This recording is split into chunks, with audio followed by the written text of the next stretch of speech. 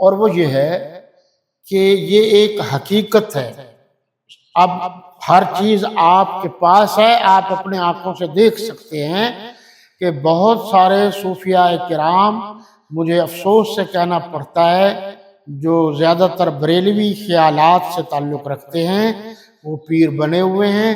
پہلے وہ درباروں پر بڑے بڑے لوہے کے جناب والا سنگل پہن کر اور زنجیر پہن کر، لوٹا نما جناب وہ چیزیں پہن کر اور ناچتے ہیں، ڈانس کرتے ہیں، اور پھر اب وہ چلتے چلاتے درباروں سے اب مسجد میں آ گئے۔ خیر سے پیر صاحب بیٹھے ہوتے ہیں، باقی سارے ڈانس کر رہے ہوتے ہیں اور پیر صاحب خوش ہو رہے ہوتے ہیں۔ تو اس کا نام دیا ہے میں نے حلال ڈانس۔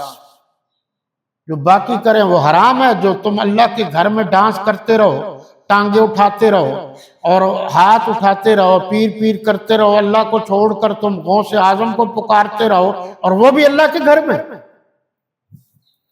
یہ کیا بات ہے؟ اس لیے سارے کا سارا طریقہ کار غلط ہے۔ جو تعلیم یافتہ بریلوی حضرات ہیں، میری ان سے درخواست ہے آپ کنٹرول کرو۔ یہ درباروں پر ڈھول بجانا، یہ درباروں پر عورتوں کا جانا، یہ درباروں پر طواف کرنا اور درباروں پر عورتوں کا رقص کرنا، اور جو خاص کر پاکستان میں مشہور اداکارائیں ہیں، فنکارائیں ہیں اور گلوکارائیں ہیں، سارے میل ملا کے ان کو روکو۔ اگر تم نہیں روکو گے تو ہم آپ کو بھی اس کا مجرم قرار دیں گے۔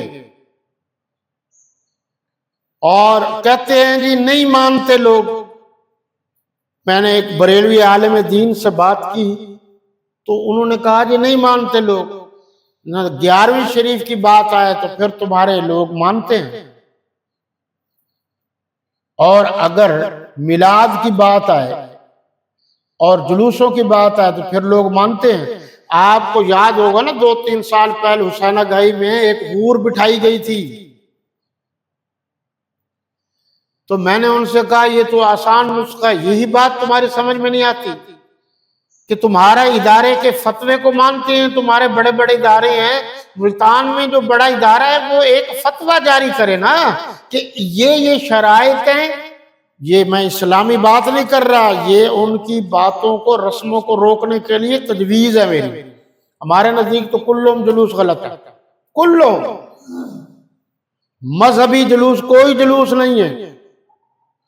یہ بار بار جو ہم مذہبی جلوسوں کی بات کرتے ہیں تو کچھ لوگوں کا خیال ہوتا ہے کہ یہ جو صحابہ کرام کے ایام کو جو جلوس ہے، تو انہیں پتہ وتہ تو ہے نہیں۔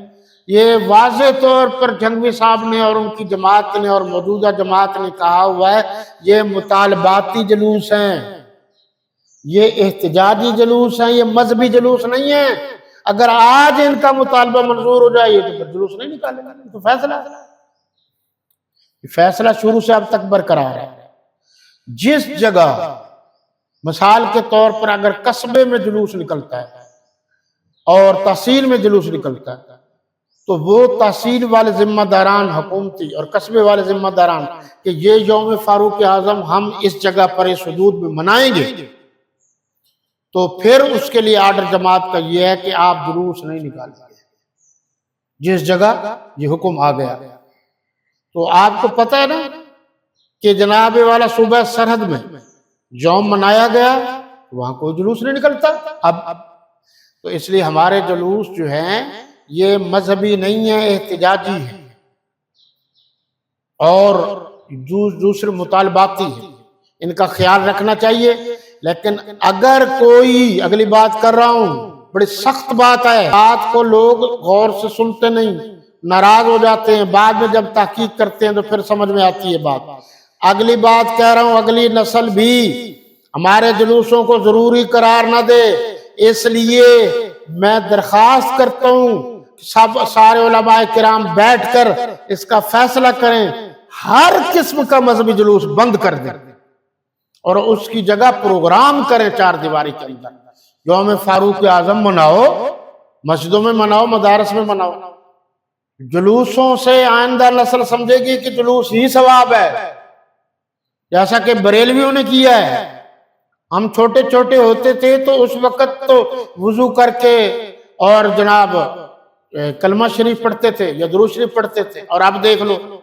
اس لیے میری درخواست ہے کہ اس قسم کے جلوس چاہے سپاہ صحابہ کے ہوں، چاہے اہل سنت والجماعت کے ہوں، سنی علماء کونسل کے ہوں، کسی اور جماعت کے ہوں، بریلویوں کے ہوں، دیوبندیوں کے، اہل حدیث کے ہوں، جماعت اسلامی کے ہوں، کسی کے بھی ہوں، مذہبی جلوس کی بات کر رہا ہوں، وہ درست نہیں ہے، ان پر فوراً پابندی ہونی چاہیے۔